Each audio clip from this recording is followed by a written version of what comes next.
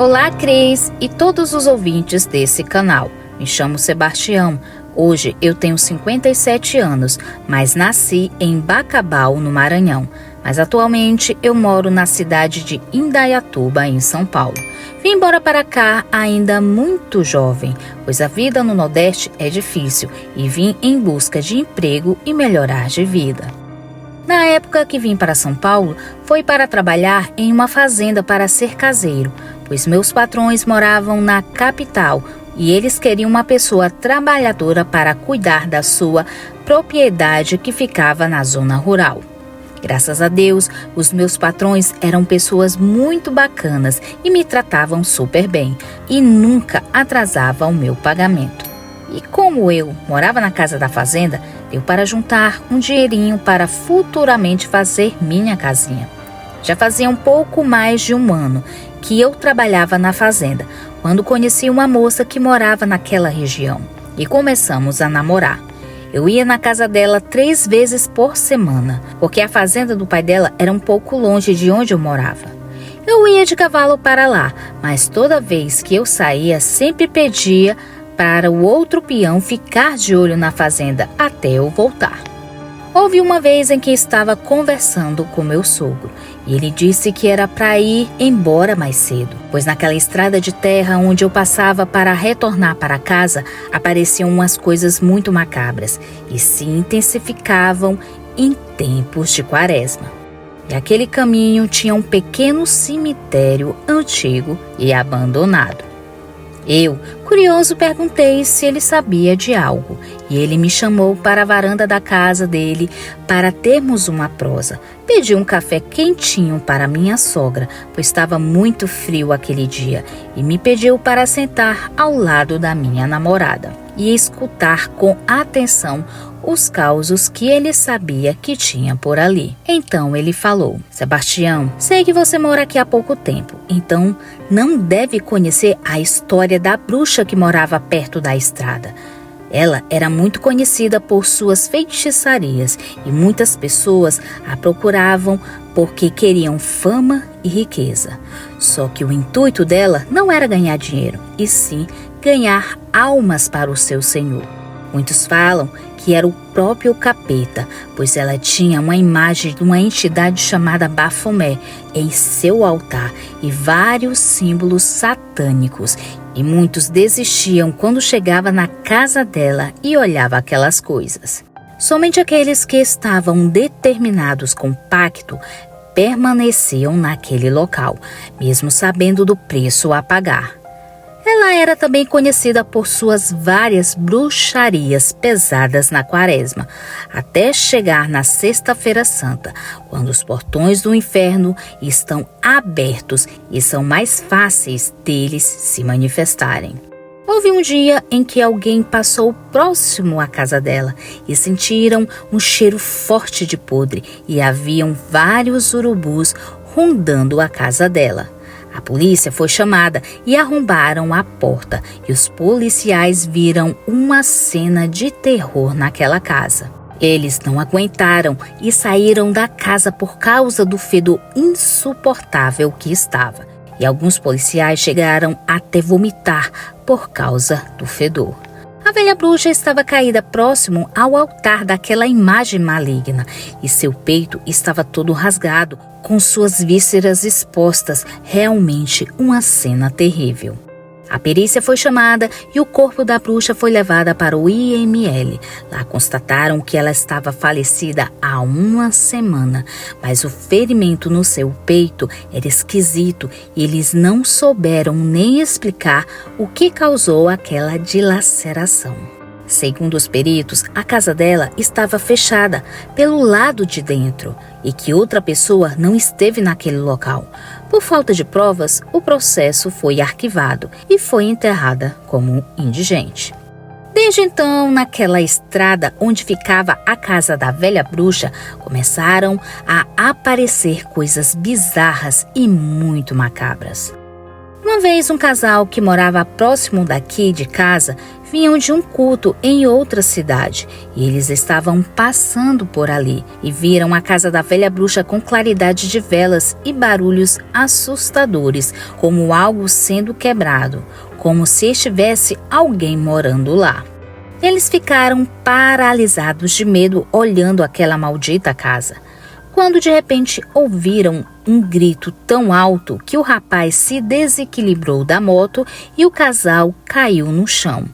Quando de repente eles ouviram uma voz cavernosa e macabra, bem próximo a eles. Quando eles olharam para trás, viram uma espécie de demônio que tinha uma aparência de mulher velha e com um rosto cadavérico, que dava gargalhadas que ecoavam aquele caminho escuro e deserto. Em desespero, o casal começou a orar o Salmo 91 e aquela coisa saiu rumo da casa maldita, dando gritos tenebrosos e ensurdecedores. O rapaz, mesmo nervoso, pegou a moto e o casal saíram rapidamente dali. Eles continuaram orando até chegar em casa. Quando foi pela manhã, todos aqui por perto já sabiam dessa história. E essa não foi a única vez que aquela entidade maligna apareceu. Outra vez um jovem rapaz, assim como você, vinha de um festejo aqui próximo e também passou em frente da casa maldita. Ele relatou que a mesma coisa que o casal anterior falou. Parecia ter alguém naquela casa. Diferente da outra vez, ele não viu nada próximo à casa da velha bruxa. Porém, mais à frente, num cemitério abandonado, ele viu uma espécie de roncado de porco. Ele se aproximou para ver o que era aquele barulho. Foi quando então ele viu uma porca enorme cavando o chão do cemitério. Diante daquela cena terrível, o jovem rapaz ficou assombrado. Seus pés pareciam ter perdido as forças e todos os seus pelos do seu corpo ficaram arrepiados. Foi quando, de repente, aquela criatura farejou o ar e sentiu a presença dele e começou a rosnar com ódio. Ele descreveu que aquela porca não era comum. Aquilo tinha uma espécie de pelos grossos e olhos vermelhos. Seus dentes eram pontiagudos e afiados e que estava cavando uma sepultura. Acho que deveria estar procurando algum falecido para se alimentar. Quando ela confirmou que alguém a observava, aquilo soltou um berro e o rapaz saiu do cemitério correndo desesperadamente. Aquela coisa saiu correndo atrás dele e chegou a alcançá-lo e derrubá-lo. No ataque, ela rasgou um pedaço da barra da sua calça. Ele relata que o bafo daquilo era quente e podre, era insuportável. Seus dentes eram exageradamente grandes e saía uma espécie de gosma fétida. Ele deu um chute no meio da fuça dela. Só assim ele conseguiu se libertar e continuou a correr desesperadamente até chegar em uma encruzilhada. E aquela maldita criatura desistiu de ir atrás dele. O povo, cansado daquelas manifestações maléficas, resolveram chamar o padre da cidade. E ele disse que não era especialista nesse tipo de manifestação. Ele então solicitou um exorcista para ir na casa da afinada bruxa. O padre exorcista chegou. Ele se chamava Osvaldo. Ele passou 7 dias jejuando e rezando para se preparar espiritualmente para enfrentar, sabe Deus o que fosse aquela coisa.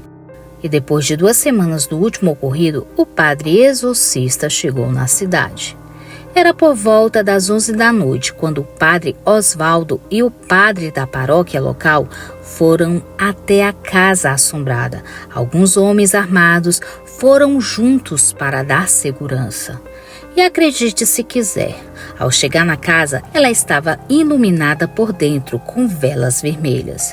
Os homens e os padres entraram naquele maldito casebre e não demorou muito para que as manifestações malignas começassem a aparecer. Os homens que estavam acompanhando os padres ficaram logo com medo, mas tinham que ficar com eles, pois os padres precisariam de reforços. Pôde-se ouvir gritos, gargalhadas, com voz muito grossa que ecoava pela casa, pedindo para eles saírem dali. Pedras começaram a ser arremessadas em cima do telhado da casa. E isso não era nada. O auge das manifestações foi quando a terra parecia tremer e quando os padres rezavam em latim. As coisas eram jogadas em cima deles e aquela imagem do Bafomé parecia ter vida, pois os seus olhos pareciam sair brasas de fogo. Os padres não aguentaram o ambiente pesado e pediu para que todos se retirassem, pois aquele local estava condenado e que a única forma de acabar com aquilo era demolir aquela maldita casa. Em seguida que o padre Osvaldo disse, caíram todas as velhas nos entulhos que estavam espalhados pelo chão e um incêndio se alastrou rapidamente. Todos saíram daquele local abismado com aquelas manifestações. Aquela casa maldita se reduziu a cinzas e escombros. Os padres e os homens foram somente embora pela manhã. Porém, aquilo só havia adormecido, pois toda a quaresma aquilo se manifestava de uma forma ou de outra. Cris, eu confesso que fiquei encabulado com a conversa do meu sogro, mas logo pensei que ele queria colocar medo em mim, para que eu fosse embora cedo para casa. Só que algo dentro de mim acreditava naquela história que ele contou. Resolvi ir então para casa mais cedo, pois não tinha clima para namorar depois daquelas histórias macabras.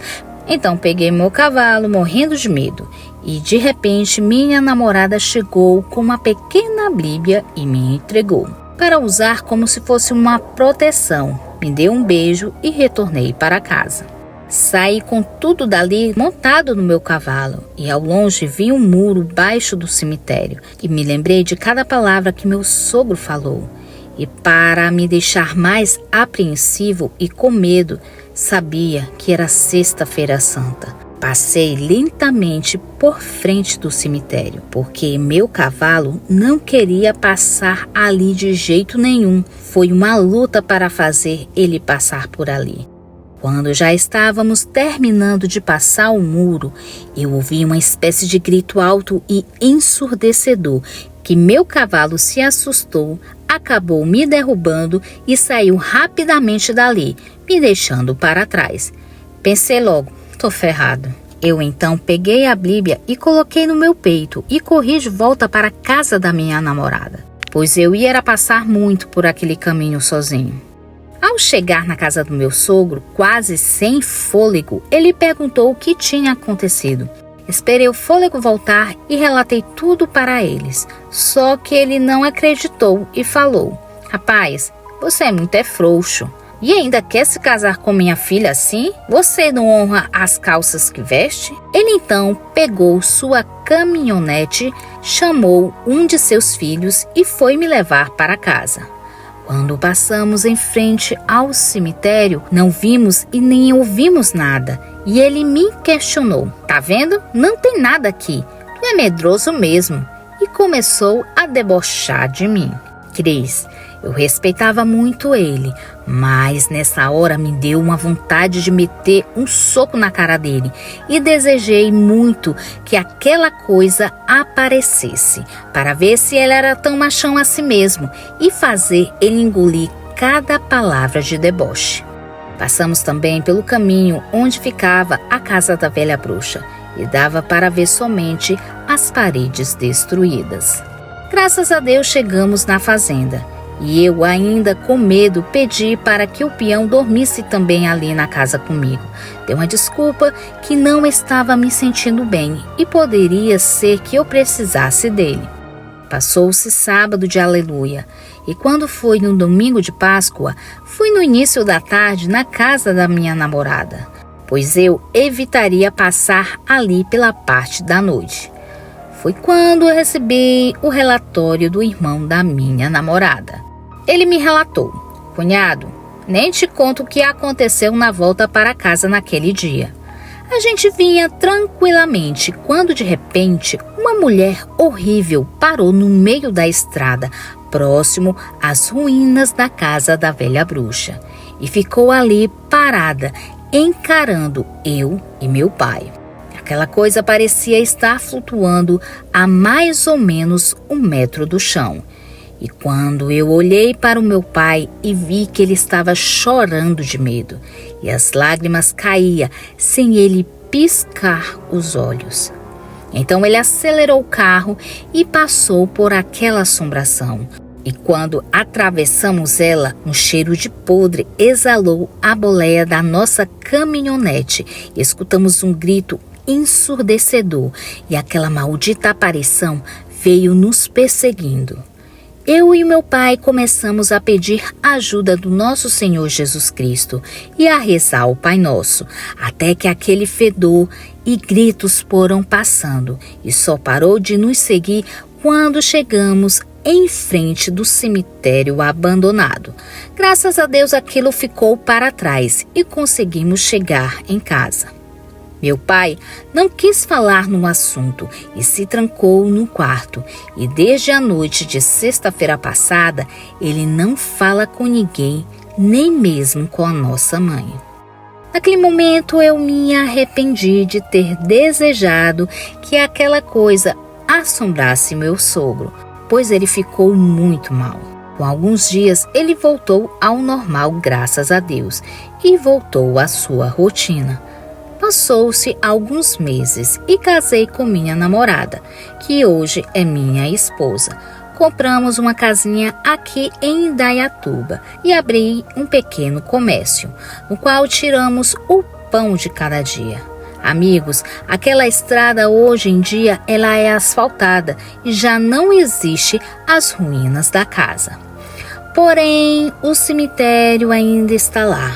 Quase não se percebe sua existência, pois está cercado de mato alto. Não escuto falar quase nada sobre aquele local, somente os antigos comentam.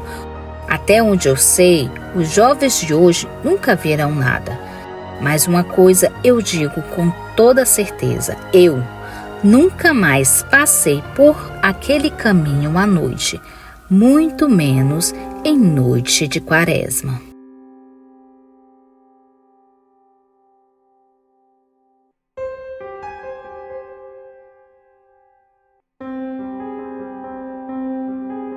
Muito obrigada pela sua presença. Se gostou do vídeo, deixe seu like. Se for novo por aqui, inscreva-se no nosso canal e assine o sino das notificações. Comente qual a sua cidade. Também aceitamos sugestões de vídeos. Se gosta do nosso trabalho e quiser nos ajudar, se torne membro ou dê um valeu. Também compartilhando os vídeos com seus amigos nos ajuda a alcançar mais pessoas. Desde já agradeço e até o próximo vídeo. Tchau, curiosos!